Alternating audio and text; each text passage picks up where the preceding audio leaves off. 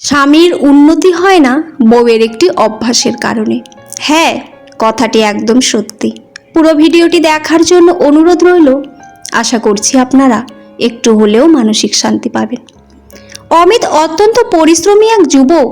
একটি বেসরকারি কোম্পানিতে সে দিনরাত এক করে কাজ করে, কিন্তু এত খাটাখাটনির পরও তার সংসারে অভাব মিটত না। অমিতের চাকরিতেও কোনো উন্নতি হচ্ছিল না। অমিতের স্ত্রী সুবর্ণা স্বভাবভেদে ভালো মানুষ হলেও তার একটি মারাত্মক অভ্যাস ছিল, অতিরিক্ত অপচয় এবং অসন্তোষ। সুবর্ণার ধারণা ছিল অমিত যথেষ্ট উপার্জন করে না, তাই সে সারাক্ষণ অমিতের ভাগ্য এবং কম বেতন নিয়ে খোঁটা দিত। অন্যদিকে অমিত ঘরে যে টাকাই দিত, সুবর্ণা সেটা সঠিক হিসাব না রেখে অপ্রয়োজনীয় জিনিস কেনাকাটা এবং সস্তা বিলাসিতায় উড়িয়ে দিত। রান্নাবান্না থেকে শুরু করে ঘরের জিনিসে প্রচুর অপচয় হতো। অমিতের দেওয়া আয়ের কোনো অংশই সে ভবিষ্যতের জন্য সঞ্চয় করতো না। সারাদিন খাটার পর অমিত যখন ঘরে ফিরত, সুবর্ণা তাকে একটু শাস্তি দেওয়ার বদলে প্রতিবেশীদের কাছে তার স্বামীর কত দামি গয়না বা গাড়ি কিনেছে সেই গল্প শোনাতো। অমিত মানসিকভাবে এতটাই বিপর্যস্ত হয়ে থাকতো, সে অফিসে নতুন কোনো কাজে মন দিতে পারত না। তার আত্মবিশ্বাস দিন দিন কমতে শুরু করেছিল। মানসিক চাপের কারণে সে অফিসে বড় কোনো সুযোগ বা প্রমোশনের ইন্টারভিউতেও ভালো করতে পারছিল না। একদিন অমিতের এক দূর সম্পর্কের প্রবীণ মামা তাদের বাড়িতে বেড়াতে আসেন। তিনি 2 দিন থেকে সুবর্ণের এই অভ্যাসটি লক্ষ্য করলেন। তিনি দেখলেন অমিতের ঘরে আসার পর সুবর্ণা যেভাবে অশান্তি করছে এবং ঘরে যেভাবে সবকিছুর অপচয় হচ্ছে, তাতে কোনো বরকত বা উন্নতি হওয়া সম্ভব নয়। যাওয়ার আগে মামা সুবর্ণাকে ডেকে আড়ালে বললেন, মা, একটা কথা মনে রেখো, লক্ষ্মী শুধু উপার্জনে আসে না, লক্ষ্মী আসে স্ত্রীর হাতের বরকতে। তুমি যদি স্বামীর উপার্জনে খুশি না থেকে সারাক্ষণ তাকে ছোট করো, তবে তার কাজের প্রতি উৎসাহ হারিয়ে যাবে। যে অপচয় তুমি করছো, তাতে ভাগ্য কখনো সহায় হয় না। স্বামীর উন্নতির পেছনে স্ত্রীর মানসিক সমর্থন সবচেয়ে বড়। মামার কথাগুলো সুবর্ণার মনে গভীরভাবে দাগ কাটলো। সে নিজের ভুল বুঝতে পারলো। সুবর্ণা নিজেকে বদলানোর সিদ্ধান্ত নিল। পরদিন থেকে সে অমিত ঘরে ফিরলে কোনো অভিযোগ না করে হাসি মুখে তাকে বরণ করতে শুরু করলো। অমিতের সামান্য আয়েই কিভাবে সুন্দর করে সংসার অপচয় পুরোপুরি বন্ধ করে সে প্রতি মাসে অল্প অল্প করে টাকা জমাতে শুরু করলো। সবচেয়ে বড় কথা, সে অমিতকে বলতে শুরু করলো, তুমি যতটুকুই পারছো তাতেই আমি খুশি। স্ত্রীর এই আচরণে অমিতের মানসিক চাপ একেবারে কমে গেল। সে নতুন উদ্যমে অফিসে কাজ শুরু করলো। তার মন ফুরফুরে থাকায় সে নতুন একটি বড় প্রজেক্টের দায়িত্ব নিল এবং তা সফলভাবে শেষ করলো। মাত্র 6 মাসের মধ্যে অমিতের কোম্পানিতে বড় প্রমোশনের বেতনও বৃদ্ধি পেল।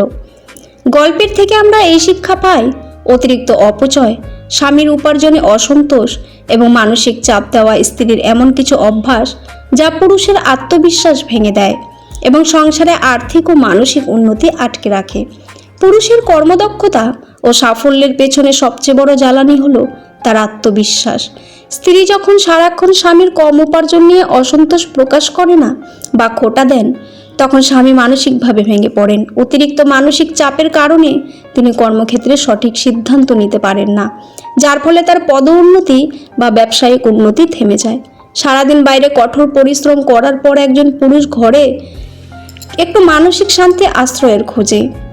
ব্যবসায় বা চাকরিতে বড় উন্নতির জন্য অনেক সময় নতুন আইডিয়া নিয়ে কাজ করতে হয় বা কিছুটা ঝুঁকি নিতে হয়। কিন্তু স্ত্রী যদি সারাক্ষণ নেতিবাচক কথা বলেন, তবে স্বামী নতুন কোনো উদ্যোগ নেওয়ার সাহস পান না। ব্যর্থ হওয়ার ভয়ে তিনি সবসময় গুটিয়ে থাকেন। কথায় আছে, সংসার সুখের হয় রমণীর ঘরে। ঘরে ভেতরে সারাক্ষণ অশান্তি অসন্তোষ পরিবেশ থাকলে সেখানে এক ধরনের নেতিবাচকতার সৃষ্টি হয়। স্বামীর ছোট ছোট সাফল্যকেও বড় করে দেখা এবং তাকে উৎসাহিত করা, তুলনা না করা, অন্য কারোর জীবনযাত্রার সাথে নিজের সংসারের তুলনা করা বন্ধ করা, কম আয়ের মধ্যেও কিভাবে সুন্দর করে সংসার চালানো যায় এবং আপৎকালীন সময়ের জন্য সঞ্চয় করা যায় সেই চেষ্টা করা। যে স্ত্রী তার স্বামীকে অন্য পুরুষের ধন সম্পদ বা সাফল্যের সাথে তুলনা করে খোঁটা দেয়, সে আসলে নিজ হাতে স্বামীর আত্মবিশ্বাস এবং ভাগ্যকে হত্যা করে। লোভী অসন্তুষ্ট স্ত্রী কখনোই সংসারে বরকত আনতে পারে না। স্বামীর অল্প উপার্জনে যে স্ত্রী খুশি থাকে, তার ওপর ভগবান সবসময় সহায় থাকে। যে ঘরের নারী সারাক্ষণ খিটখিট করে, ঝগড়া করে, স্বামীকে মানসিক চাপে রাখে, সে ঘরে লক্ষ্মী মুহূর্ত স্থায়ী হন না। পুরুষের সাফল্যের মূল চাবিকাঠি তার আত্মবিশ্বাস, স্ত্রীর মুখের একটি মিষ্টি কথা, সান্ত্বনা, পুরুষের এই আত্মবিশ্বাসকে 10 গুণ বাড়িয়ে দিতে পারে। স্বামী যত টাকাই আয় করুক না কেন, স্ত্রীর যদি অপচয় করার এবং হিসাবহীনভাবে খরচ করার অভ্যাস থাকে, তবে সেই সংসারে কখনোই আর্থিক উন্নতি বা স্থায়িত্ব আসে না। রাশেদ ও নিতু দম্পতির বিয়ে হয়েছে 4 বছর। রাশেদ একটি সরকারি দপ্তরের ছোট্ট কর্মরতা। সে সৎ, পরিশ্রমী এবং ভীষণ পরিবার পরায়ণ।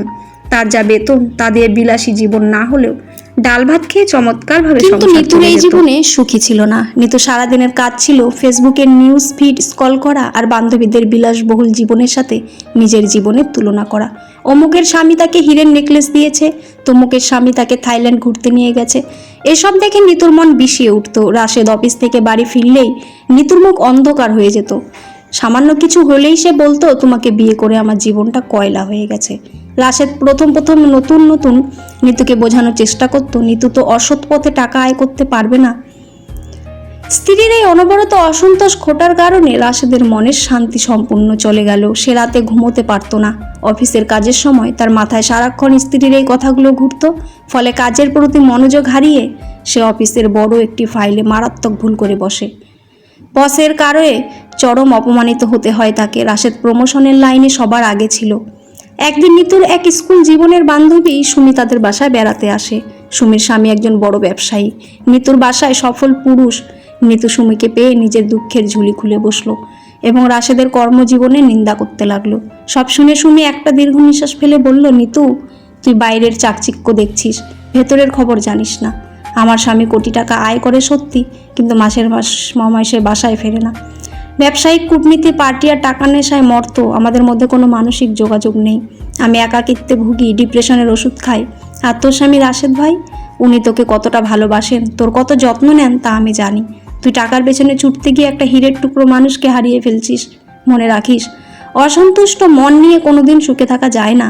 বান্ধবীর এই কথাগুলো নিতুর মাথায় যেন আকাশ ভেঙে পড়ার মতো লাগলো। সুমি চলে যাওয়ার পর নিতু একা একা অনেক ভাবলো। সে বুঝতে পারলো সে আসলে একটা মরীচিকার পেছনে ছুটছিল। তার এই অতিরিক্ত লোভ কারণে রাশেদ আজ মানসিকভাবে এতটা অসুস্থ। সেদিন রাতে রাশেদ যখন ক্লান্ত বিষয় মুখে নিয়ে অফিস থেকে ফিরল, নিতু কোনো খোটা দিল না, বরং রাশেদের হাত ধরে বলল, আমাকে ক্ষমা করে দিও।